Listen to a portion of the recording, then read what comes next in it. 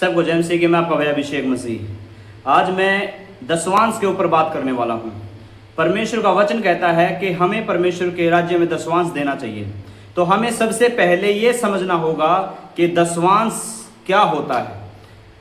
दशवांश होता है, अगर हम एक दिन में 1000 रुपये कमा रहे हैं तो उसका 10वां हिस्सा यानी कि 100 रुपये। अब इसको थोड़ा गहरे तरीके से समझेंगे हम। इस बात को तो सभी जानते हैं, लेकिन एक थोड़ा गहरे में डीपली जाएंगे अब हम। तो मैं ये बताना चाहता हूं कि हमें सबसे पहला दशवांश कौन सा देना चाहिए परमेश्वर के भवन के अंदर। हालेलुया। लोगों को यही नहीं समझ कि सबसे पहला दशवांश हमें देना क्या चाहिए। देखो, परमेश्वर के वचन के अनुसार हम समझेंगे, क्योंकि अगर हम अपनी बुद्धि चलाएंगे तो शायद हम गलत भी समझा सकते हैं, लेकिन अगर हम परमेश्वर के वचन के अनुसार समझेंगे तो अच्छा रहेगा। हालेलुया। बहुत से लोगों के मन में ये डाउट है, क्या पैसा ही असली दशवांश है? जो हम पैसा दे रहे हैं क्या वो ही दशवांश है, और दशवांश नहीं है कुछ? तो मैं आपको बताना चाहता हूं कि और भी दशवांश हैं। जैसे कि परमेश्वर का वचन कहता है, तू अपने तन से और मन से और धन से, हालेलुया, परमेश्वर की सेवा कर। पहले क्या लिखा? तन से, फिर उसके बाद कहा मन से, और फिर उसके बाद धन से। हालेलुया। तन, काफी लोगों का यह भी मानना होगा कि पहले मन होना चाहिए, पहले मन होना चाहिए, फिर यहां पे तन होना चाहिए, फिर यहां पर पैसा होना चाहिए। नहीं, काफी बार ऐसा होता है कि हमारा मन नहीं होता परमेश्वर की सेवा करने का। हालेलुया। लेकिन फिर भी हमें जबरदस्ती, यानी कि हमारा शरीर भी ना चाहते हुए, फिर भी हमें इस तन से परमेश्वर की सेवा करनी है। हालेलुया। हम दूसरे नंबर पर मन हमारा करो या ना करो, लेकिन हमारा मन उसी की तरफ लगा रहे। और एक और बात, जैसे हमने तन का दशवांश निकाला कि हम परमेश्वर के लिए प्रार्थना करेंगे या फिर परमेश्वर के भवन में काम करेंगे, तो ये हमारा तन का दशवांश हो गया। हालेलुया।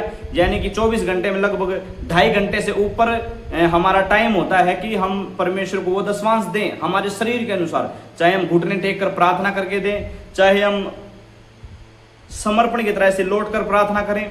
यानी कि हमें अपना शरीर जो है वो प्रार्थना में लगभग डेली 2.5 घंटे प्लस लेकर जाना है। हालेलुया। सेवा में ये शरीर लगाना है।